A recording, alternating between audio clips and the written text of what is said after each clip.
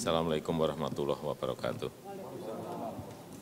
Selamat siang, salam sejahtera bagi kita semuanya. Om Swastiastu, Namo Buddhaya, salam kebajikan. Pertama-tama saya ingin menyampaikan ucapan terima kasih yang sebesar-besarnya atas kehadiran di siang hari ini.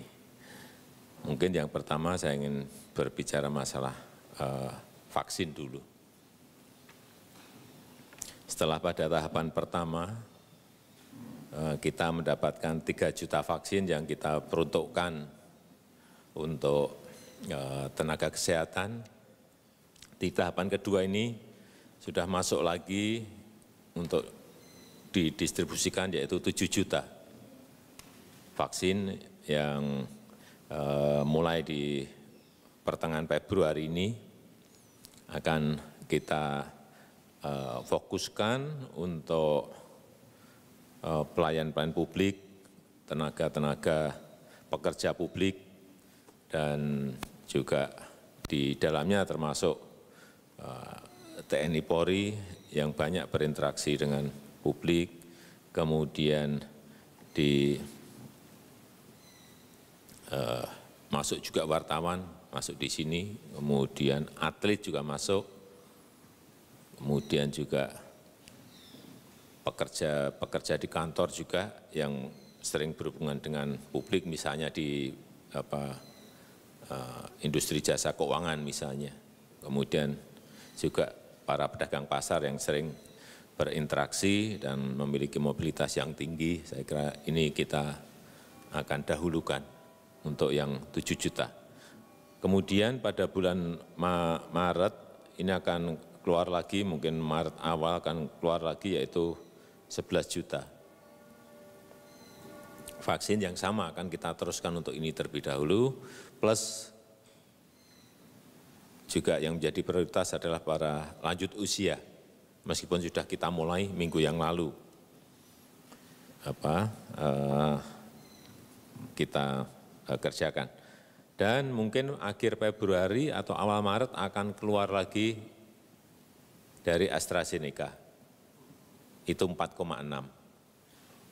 Hanya ini masih dalam pembicaraan di Kementerian Kesehatan, apakah ini nanti dikhususkan di sebuah provinsi sendiri, sehingga pengelolaan manajemennya akan lebih mudah, ini yang belum diputuskan.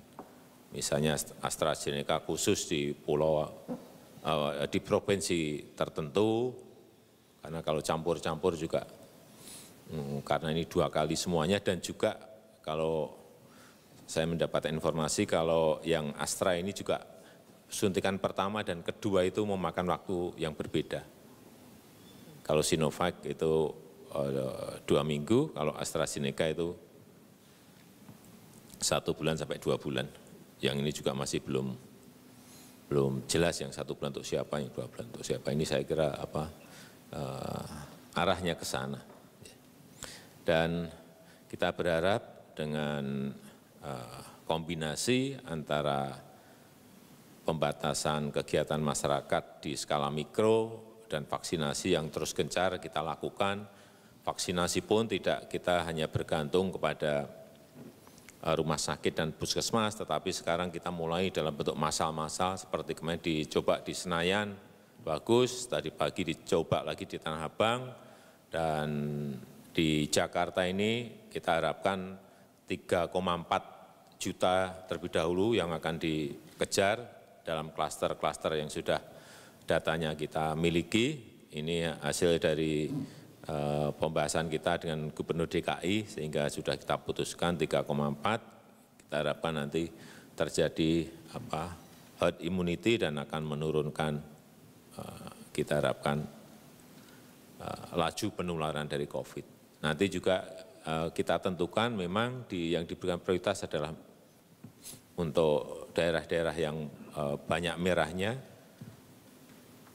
yang itu akan didahulukan, kemudian juga kesiapan dari vaksinator, karena ternyata meskipun kita memiliki 30.000 vaksinator, tetapi persebarannya ternyata tidak merata, sehingga ini juga menyebabkan proses vaksinasi ini antara provinsi satu dan provinsi yang lain kecepatannya berbeda. Dan kita harapkan nanti dengan tim tambahan 30.000 dari Kementerian Kesehatan, kemudian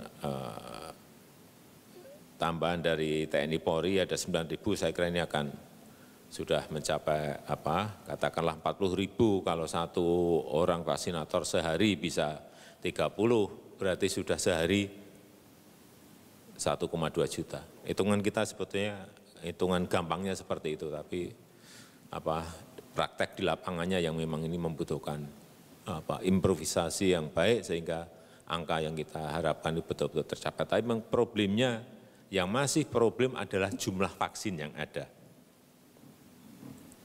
Yang tadi saya sampaikan 3 juta, 7 juta, 11 juta. Dan itu akan mencapai titik yang angka yang paling baik itu pada semester kedua. Semester kedua mungkin sebulan bisa 40 juta, 30 juta bisa.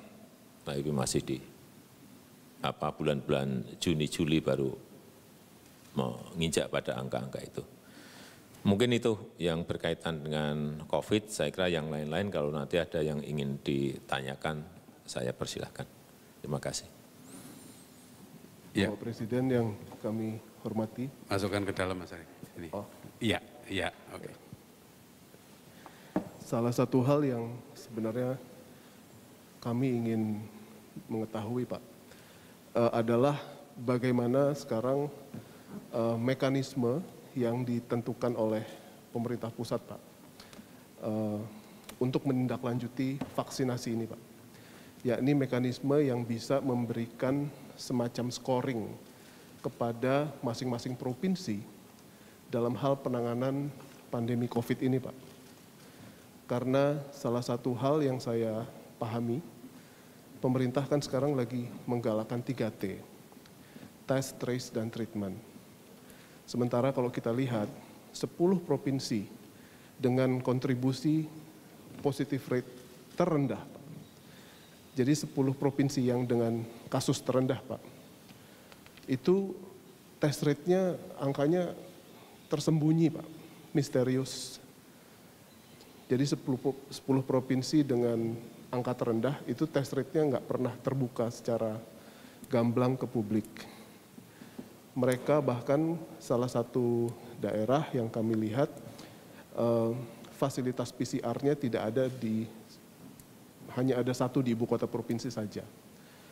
Dan itu yang pada dasarnya kami ingin mengetahui bagaimana pandangan Bapak, apakah pemerintah pusat akan mengeluarkan semacam pemeringkatan terhadap provinsi-provinsi yang dinyatakan melakukan penanganan pandemi ini yang terbaik gitu, Pak. Karena kalau yang terburuk pasti tidak akan menginspirasi, yang terbaik mungkin akan dikeluarkan scoringnya atau pemeringkatannya. Lalu yang kedua tentang APBD mereka masing-masing, Pak.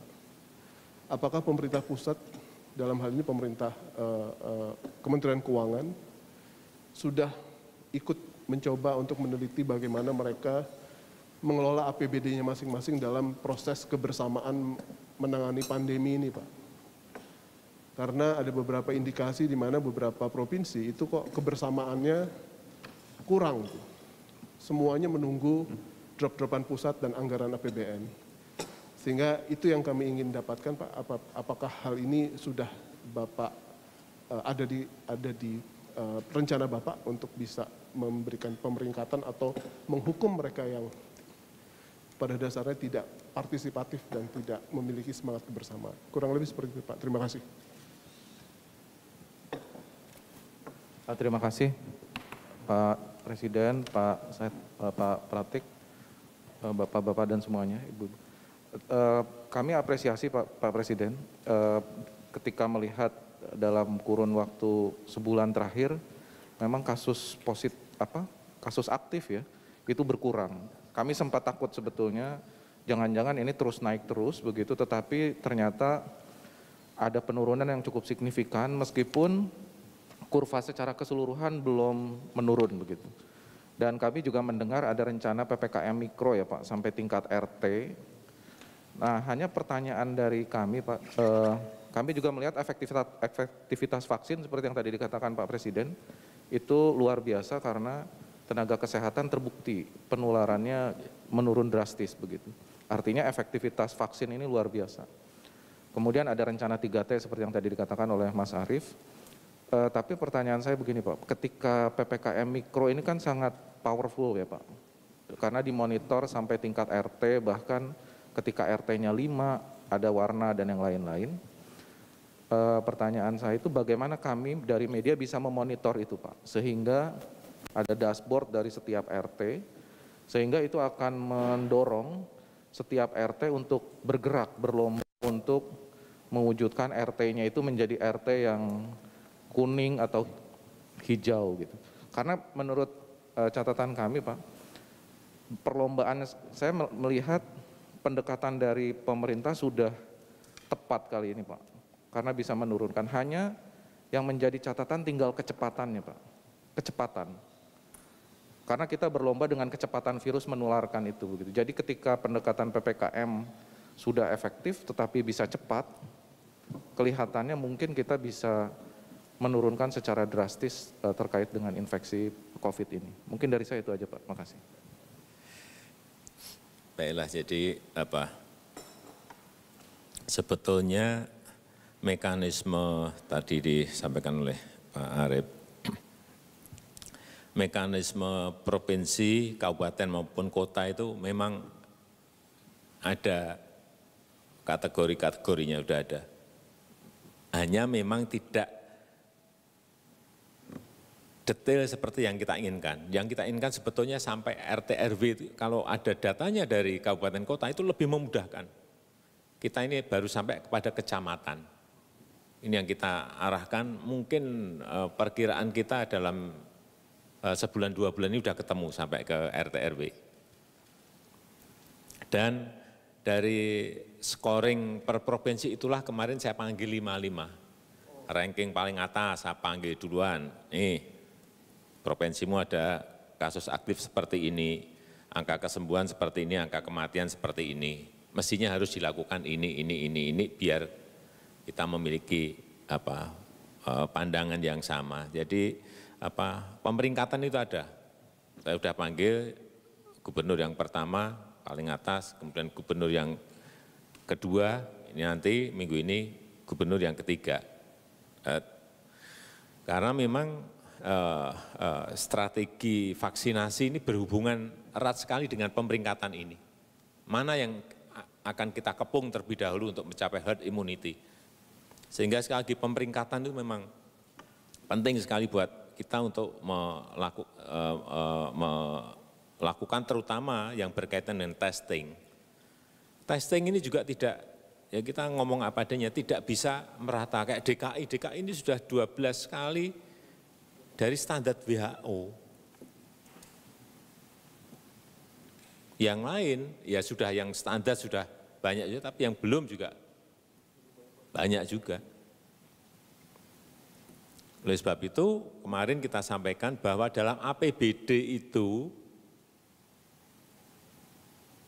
urusan pandemi itu harus ada lagi untuk 2021. 2020 itu realisasi untuk COVID ini kecil banget di APBD.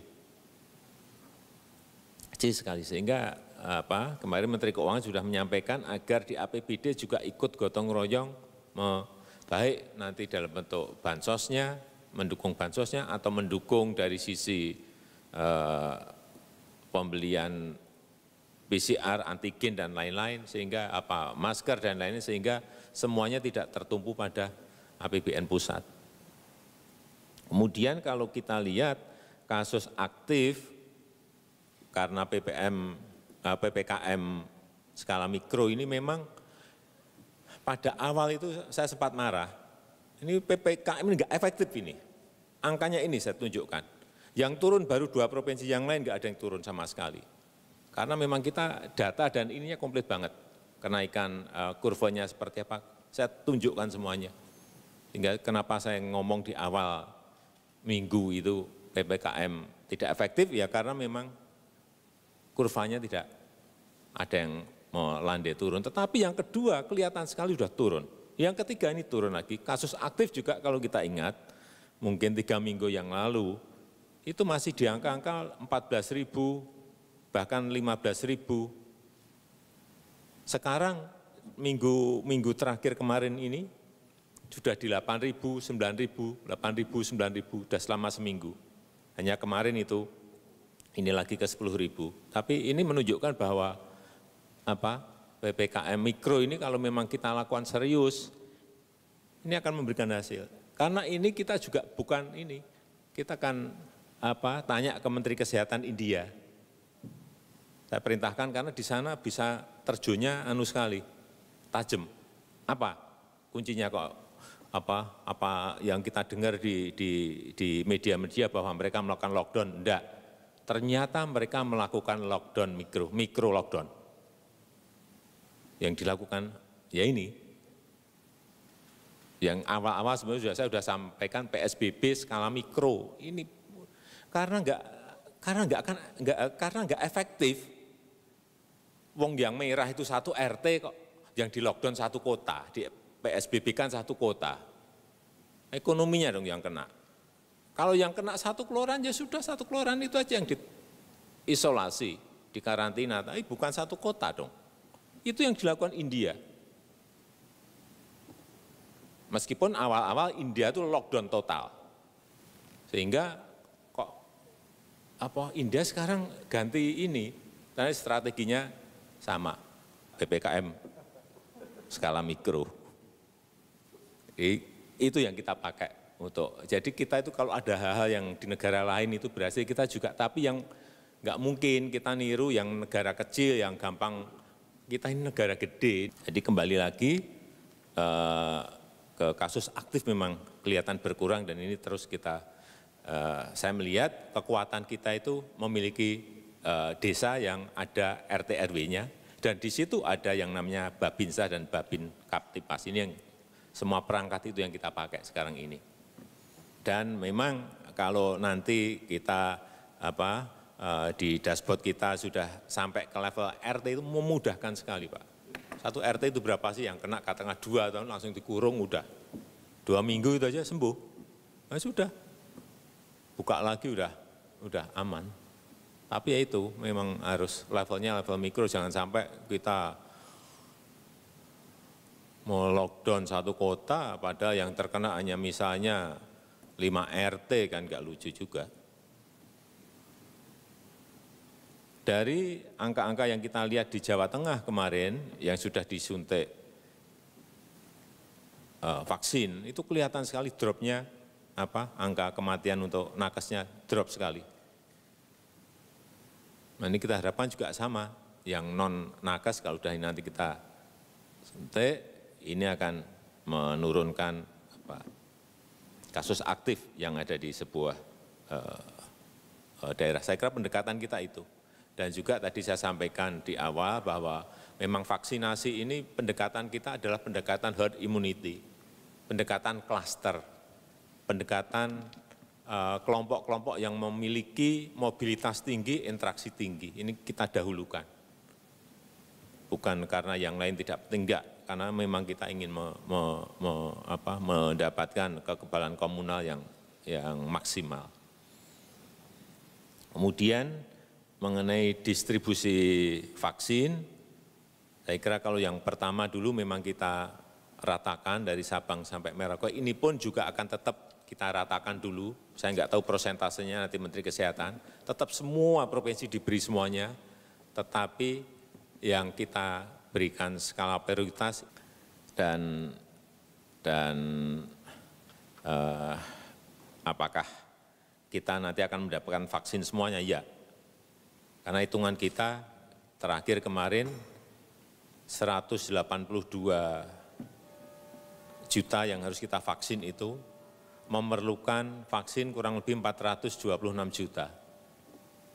Hitung yang rusak plus ada standarnya WHO ketemu 426. 426 kita mendapatkan komitmen, tapi sekali lagi ini baru komitmen yang terus akan kita kejar agar segera bisa kita ambil barangnya.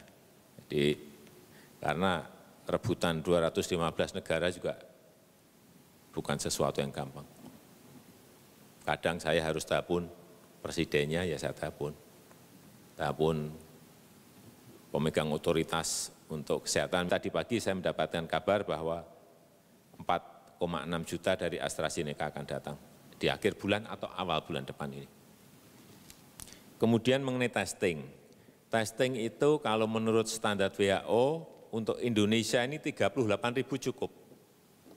38.000. Sehingga kadang-kadang kita mencapai 70, 60, kadang juga 40, itu sebetulnya standarnya 38.000 hitungan dari WHO.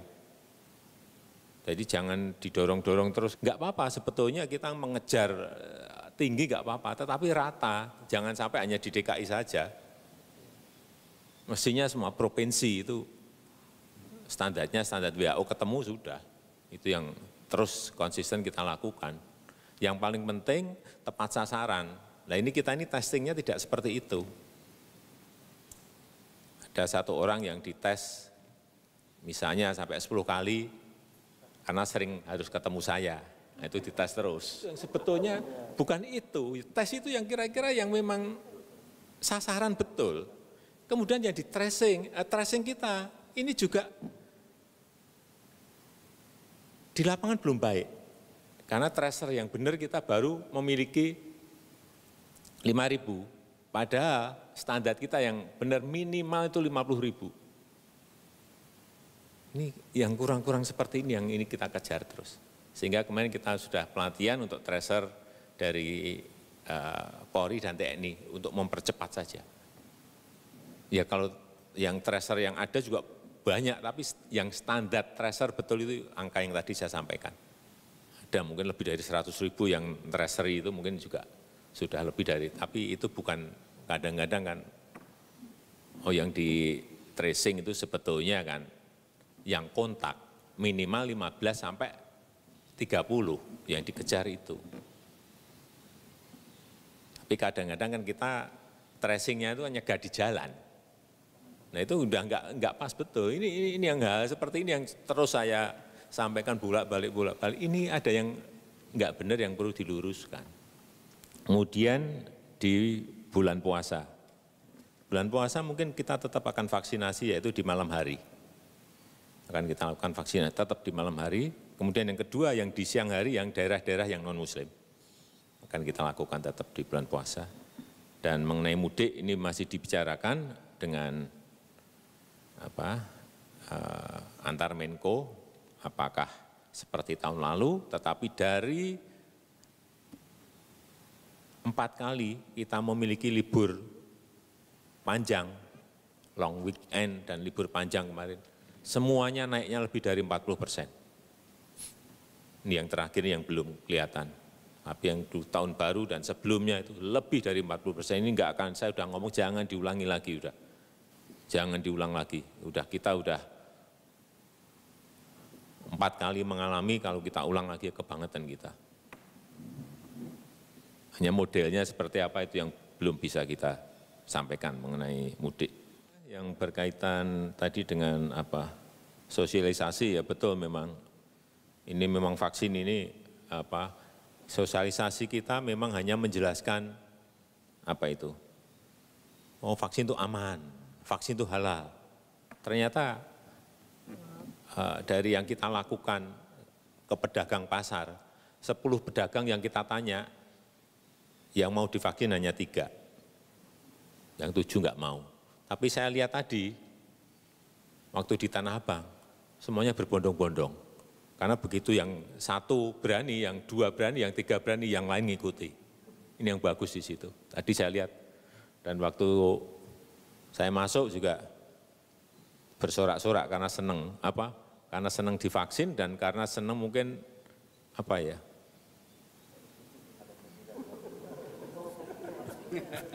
enggak, bukan ketemu presiden ngapain. Mungkin psikologisnya dari yang dulu enggak, ini memang kurang sosialisasi. Jadi yang dulunya dia enggak mau menjadi mau, sehingga saya enggak tahu terbawa duduk di kursi yang sudah disediakan. Karena kita melakukannya di tempat. di lokasi. Itu pengaruh sekali saya kira suntikan di lokasi itu penting karena kita kemarin apakah ini dibawa lagi ke GBK ataukah oke kita cari cara-cara yang berbeda-beda sehingga tadi kalau saya lihat setelah yang 1-2 disuntik kemudian melewati temennya gimana nggak apa-apa udah pada mungkin itu pada senang-senang oh enggak dan memang nggak apa-apa ya.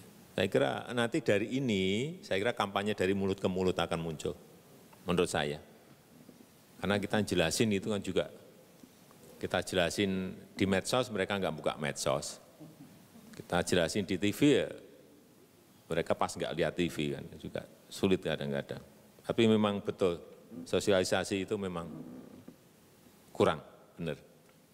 Yang paling penting memang kesadaran dan memang tidak ingin sanksi ini kita tonjol-tonjolkan itu namanya kan orang disuruh vaksin tapi ditakut-takuti kan itu. Saya kira tidak seperti itu yang kita inginkan.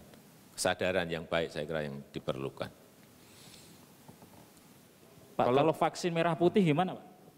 Ini kita terus dorong terus agar kita juga nggak bisa neken atau mendorong terlalu kenceng ya karena prosesnya ini tahapannya ada ketemu vaksinnya, platformnya berbeda, kemudian diberikan ke Bio Farma ada tahapan uji klinis, urut-urutannya nggak bisa dikejar-kejar. Pak, dan ini pengalaman pertama Indonesia membuat vaksin full 100% dari nol sendiri, vaksin merah putih. Kalau yang lain-lain join, itu lebih mudah. Ini full kita sendiri 100% vaksin merah putih. Pak, hal lain Pak, reshuffle memang akan ada lagi Pak Maret. Wah, enggak ada. Kita ngurus pandemi ini, reshuffle lagi itu siapa lagi, itu referensinya siapa, enggak, saya jawab tegas, enggak ada.